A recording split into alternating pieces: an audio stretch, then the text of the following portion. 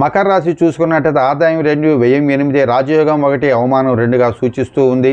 దైనందిన కార్యక్రమాల్లో ఆటంకాలు వస్తుంటాయి, వాటిని తెలివిగా దాటవేస్తారు. విచిత్ర సంఘటనలు ఎదురవుతాయి. కుటుంబ విషయాలు, ఇతరుల ప్రమేయం వల్ల తరచుగా కలహాలు. ఆర్థిక కార్యకలాపాల్లో ఓర్పు అవసరం. ఖర్చులు పరిధి దాటుతాయి. శుభకార్యాల కోసం, వస్తువులు మరమ్మతుల కోసం ఖర్చులు పెరుగుతాయి. ప్రతి పనిలోనూ ఓర్పు అవసరం.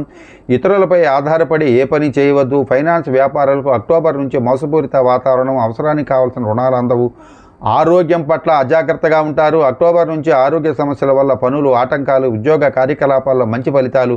తోటివారి నుంచి సహకారం తక్కువ. మార్కెటింగ్ ఉద్యోగులకు శ్రమ ఎక్కువ.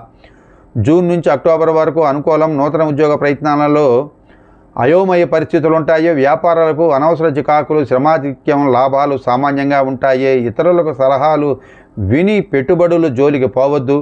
నూతన వ్యాపార ప్రయత్నాలలో తొందరపాటు నిర్ణయాలు మీరు చేయవద్దు.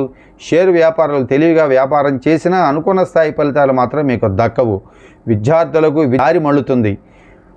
విదేశీ నివాస ప్రయాణాల ప్రయత్నాల్లో ఉన్నవారికి మాత్రం మంచి సలహాలు, సహకారం ఉంటుంది.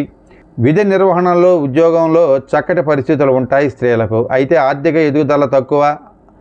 అక్టోబర్ తర్వాత వైద్య విషయంలో కూడని సలహాలు అందుతాయి. గర్భిణులకు అక్టోబర్ నుంచి మంచి జాగ్రత్తలు తీసుకోవాల్సి ఉంటుంది. మరి వీరికి శాంతి మార్గం చూసుకున్నట్లయితే ప్రతినిత్యం ఎక్కడ వేదపారాయణం జరుగుతున్నా వెళ్ళి వినడం ప్రారంభించడం మంచిది.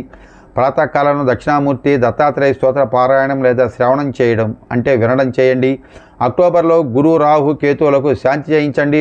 గురువుకి శనగలు గురువారం నాడు తీపి పదార్థాలను దానం చేయడం, సప్తముఖ రుద్రాక్ష ధారణ మీకు శుభప్రదంగా ఉంటుంది.